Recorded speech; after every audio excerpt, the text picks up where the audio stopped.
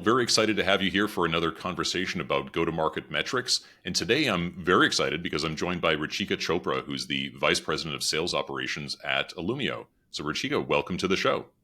Thanks, Peter. Great to be here having this discussion that's very near and dear to my heart. That's right. Yeah. Well, I mean, that was one of the things that really excited me when I looked at your LinkedIn profile is, you've been through so many different stages of companies as well.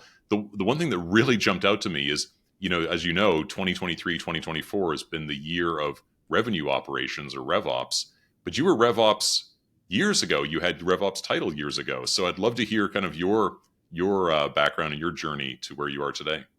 Yeah, thanks for that introduction, Peter. So you're absolutely right. I think I've had the good fortune of being at very forward-thinking companies, where leaders have clearly recognized the value that revenue operations brings to the table, and that's really shaped, my career journey as well as the learnings and the experience that I bring to the table. And so Hmm.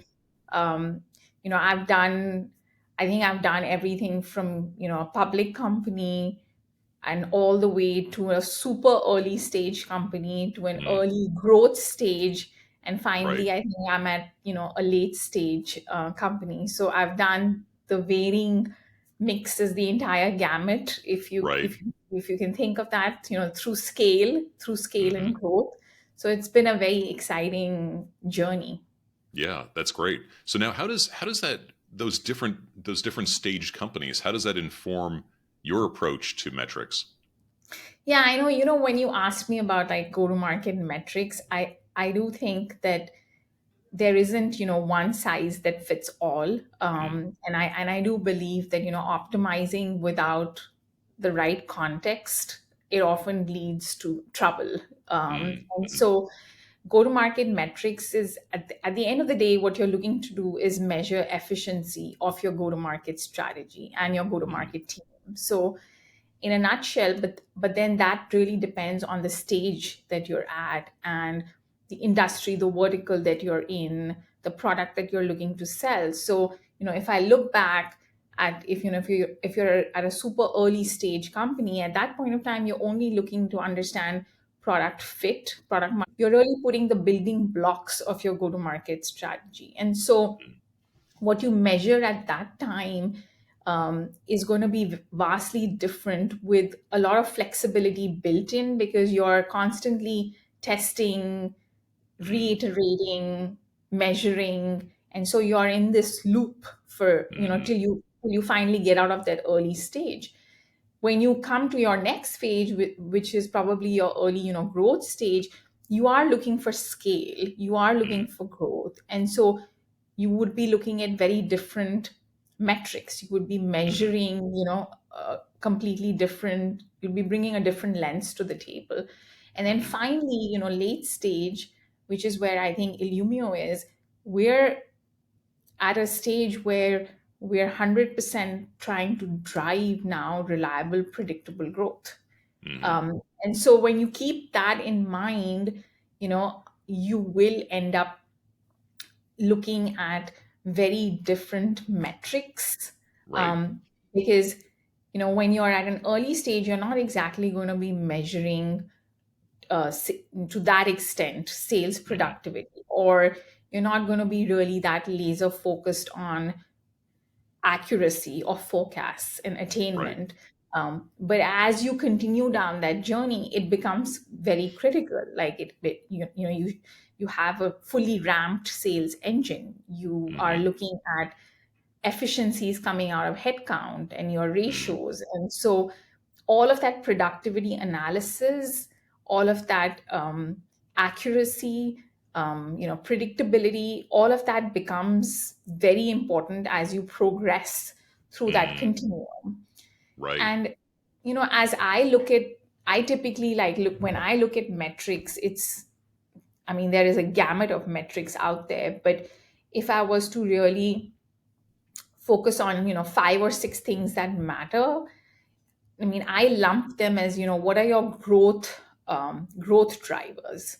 Mhm, So with that, you would be focused at, looking at ARR, you would be looking Hmm. at new logos. What's your customer momentum? How quickly are you adding new customers? Hmm. And then also, again, depending on stage, what is your expansion? Because again, Hmm. as you grow, you want to have the ability to land and expand. Right. And so that becomes important. Um, Sales funnel is always important, Hmm. very important in the early days, but that continues. We have to keep building pipeline. We end up looking at everything from pipeline conversion. How Hmm. is the pipeline? What is the shape of the funnel? Is it late stage? Is it early stage? There is a lot to uncover Right. there, just with respect to sales funnel. Then we have retention, which is equally important. I mean, you could Hmm. be, attracting customers at a very quick pace, but it's equally important to retain them. It's equally important to look at your NRR, your GRR, your churn, Hmm. and more importantly, like why is the what's the reason for churn? Right. I mean, I could go on and on and on, and then we have efficiency metrics where people talk about the magic number and LTV and CAC, and then finally all of your productivity, headcount, ratios. So those are the main. If I was to really condense it, those are the main five or six broad metrics or areas, and you could like pick a couple in each category. But I Hmm. think that's what really helps to keep a pulse on the business. That's great. So now going back to the early stage companies, so that was one of your experiences. You mentioned about go to market or product market fit being sort of the key thing that you want to develop there. In that mix of five or six metrics that you think are important, which one do you think? I'm trying to get to which ones do you think would sort of rise to the top of most important, depending on the stage. So I'm thinking about like early stage. Where would you want to focus as the sales operations leader? So I think in the early stage, it's definitely about pipeline. I Hmm. think that's a big one. So with respect to the customers that you're bringing, the deals that you're closing, so it is a combination. ARR is always important because Hmm. you have your revenue targets. You want to make sure you're closing those accounts, and then ARR growth becomes important. But having Hmm. said that, it's also not just it's not just the new logos or the customers you're closing, but a lot of this is also, again, where are you having success? Hmm. What are the use cases that are coming out of those success stories? Because you're still defining your product market fit. You're still Right. trying to, you're depending on the product, again, you might be going into multiple verticals. So where are you finding success? And so that's a big thing. I think behind all of the analysis and the data, for me, I think what I have learned is the reporting is great, Hmm. right? You set up the processes, the reporting is great, the metrics are great, but at the end of the day, it's what you see under the data. It's the Right. insights that you have to get. It's almost like you have to peel the onion and Hmm. really look at the why behind the numbers. So great, I've got these five logos, but where am I seeing the success? What is the use case? What is the repeatability? If I'm trying to drive pipeline or I'm going to market, like one of my go to market motions early stages, hey, I do want to invest in channel as an example, Hmm. or I do want to stand up my marketing team, my ADR team. Well, then it becomes critical early stage again to say, okay, you have an ADR team or you have an SDR team. How Hmm. much pipeline are they going to drive? And it can go down to like you know daily activity. How many Right. calls are you taking? How many meetings are you driving? What is the pipeline per ADR that you're looking to drive? So it's the early stage, especially, it tends to get very granular in terms of these are the different functions I'm going to market with, whether it's marketing channel, and being laser focused on then measuring, because at the end of the day, resources are tight. And so Hmm. you need to be able to measure the effectiveness of the teams that you're going to market with.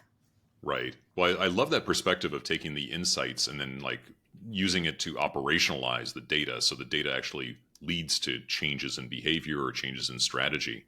How do you work with your CRO or other senior go to market leaders in order to identify what are the insights that they're looking for? How do you surface those when sometimes they're not sure what questions that they want to ask? Yeah, I mean that's a great question, and I do think um, that I've been fortunate in the sense that I've worked with CROs as well as CFOs. Today, as well as in my past lives, I've actually, even though I'm sales operations, I've had the fortune of actually sitting within the finance organization. So Hmm. I report into the CFO, and I think that makes my life a lot easier because Hmm. everything is so data driven and metrics driven, Right. and it's all about having that. I would say it's all about having one, the right processes, Hmm. the infrastructure, and second, that can actually give you the data insights and that can give you Hmm. the metrics, because a lot of times your sales processes are set up such that it's even hard to measure. It's hard to Hmm. measure where your opportunity came from, or Hmm. what campaigns are giving you the most pipeline. So I think step one is making sure you have the right sales processes to measure what matters. And Hmm. then the second piece of this is developing that trust and credibility with your leaders, and having a cadence or some sort of whether it's a weekly update or an MBR or a QBR cadence, where you have the ability to surface up that data. Hmm. So Hmm. it's very much, I would say, a push and a pull mechanism.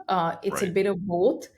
And but as long as you have the sales processes, because once you have the sales processes and you know what you're measuring, Hmm. you establish trust and credibility. Because what I've seen often becomes a roadblock is that you end up surfacing data, but if it's inaccurate, or if your stakeholders don't trust it, Right. then you've just lost the entire argument. Right.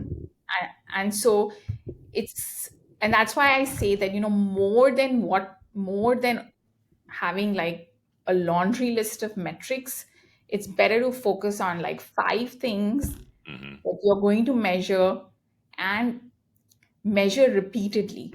Because Right. I've also seen, working with cross functional leaders, that sometimes there is a lot out there and the leaders tend to get lost within all of those numbers. So the message itself has to be very crisp. What Hmm. is the message? What are we trying to drive?